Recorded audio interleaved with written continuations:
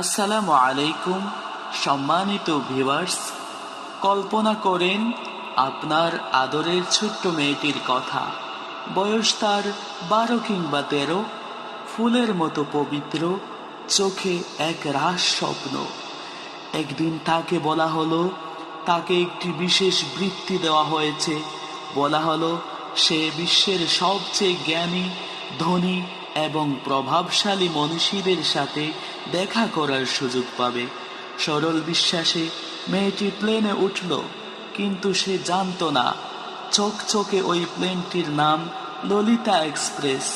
সে জানতো না এই প্লেনটি তাকে স্বপ্নের দেশে নয়, বরং দাজ্জালিক সভ্যতার এক গোপন জাহান নামে নিয়ে যাচ্ছে, যার গন্তব্য প্রশান্ত মহাসাগরের বুকে অবস্থিত বিচ্ছিন্ন দ্বীপ লিটল সেন্ট জেমসে।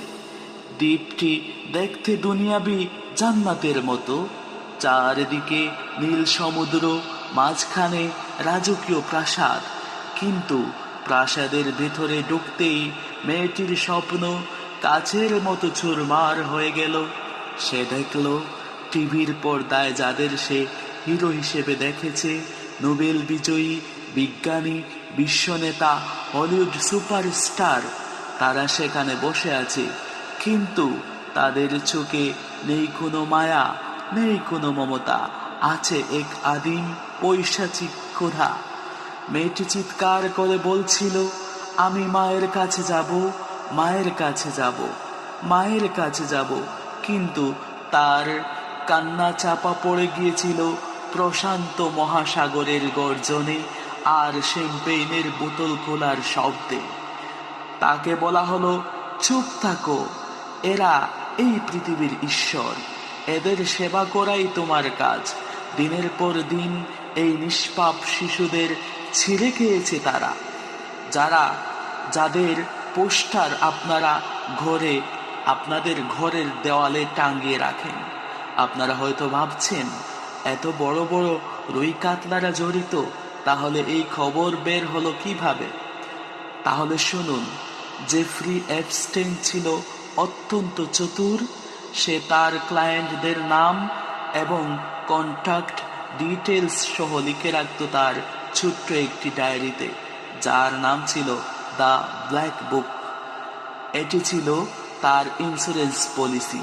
সে ভাবত এই রাঘব বোয়ালদের নাম তার কাছে আছে বলে কেউ তাকে ছোবে না। কিন্তু বাপকেও ছাড়ে না, সেটা তো সকলেরই জানা।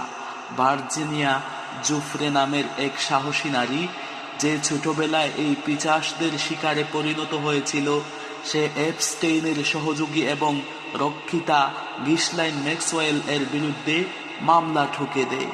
সেই মামলার সূত্র ধরেই যুক্তরাষ্ট্রের আদালতের নির্দেশে হাজার হাজার পৃষ্ঠার সিল ডকুমেন্ট জনসমক্ষে প্রকাশ করার আদেশ দেওয়া হয়।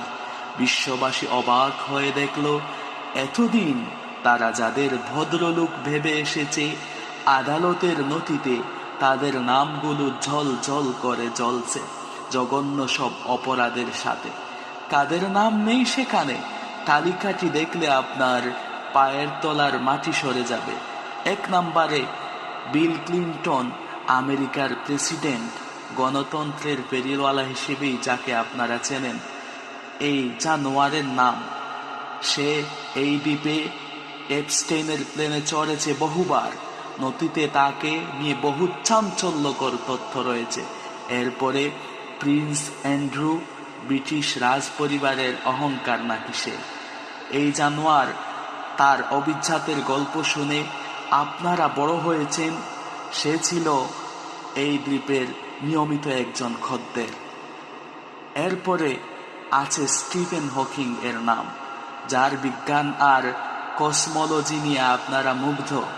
সেও ছিল এই পাপের দ্বীপের অন্যতম খদ্দের। নথিতে তার নামও উঠে এসেছে মাইনরদের সাথে সম্পর্কিত এক প্রসঙ্গে। এরপরে আছে বিল গেটস, বিশ্বের সেরা ধনী ছিল এক সময় যে। এই জানোয়ার আফ্রিকায় শিশুদের টিকা দেয়, যদিও মহামারী ছড়িয়ে দেওয়ার টিকা, বিভিন্ন ভাইরাস টেস্ট করার টিকা। তারও ঘনিষ্ঠতা ছিল এই শিশু পাচারকারীদের সঙ্গে। এরপরে আছে ডোনাল্ড ট্রাম্প। এই তো একটা পাগলা জানোয়ার, বিশ্ব রাজনীতির আরেক পাগলা জানোয়ার সে। 6 নাম্বার যার নাম, সে হচ্ছে হলিউড ও গ্ল্যামার ওয়ার্ল্ড, কেভিন স্পেসি থেকে শুরু করে নাম করা সব মডেল ও অভিনেতা এখানে এই জায়গার খদ্দের। এখানে নিয়মিত তাদের যাতায়াত ছিল। যারা আপনাদের আইডল তারা অনেকেই ছিল এই চক্রের অংশ। জেফ্রি এপস্টেইন কি কেবল একজন বিকৃতকামী ধনী ছিল? না না, সে ছিল মোসাদ, ইসরায়েলি এবং পশ্চিমা গোয়েন্দা সংস্থার একটি হানি ট্র্যাপ প্রজেক্টের এজেন্ট।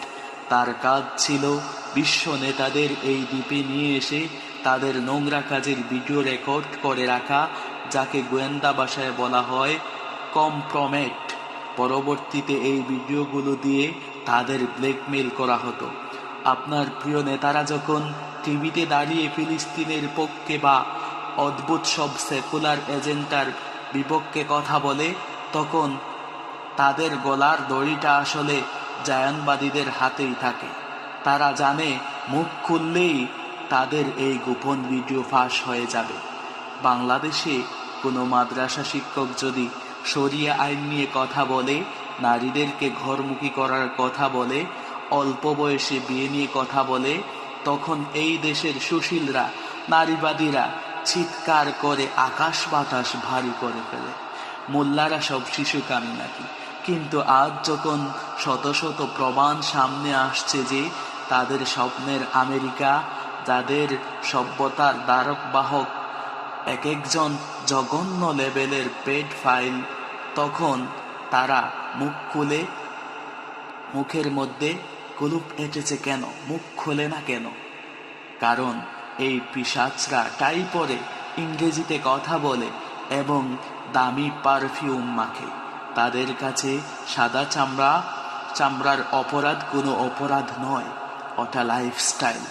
যত সব বন্ড হিপোক্রিটের দল, সবগুলোরে আমেরিকান হাই হিল দিয়ে পিটানো দরকার। এই দাজ্জালিক বা NWO এর মূল মন্ত্রই হল পারিবারিক প্রথা ধ্বংস করা এবং বিকৃত যৌনতাকে নরমাল করা। এই এপস্টেইন চক্র কোনো বিচ্ছিন্ন ঘটনা না, এটা সেকুলার পুঁজিবাদী ব্যবস্থার পচে যাওয়া কলিজার বাস্তব ছবি। আপনার রব কি বলেননি? ফিতনা, হত্যা অপেক্ষা গুরুতর ইসলাম ছাড়া, শরিয়া আইন ছাড়া এই পিশাচদের থামানোর কোনো আইন দুনিয়াতে নেই।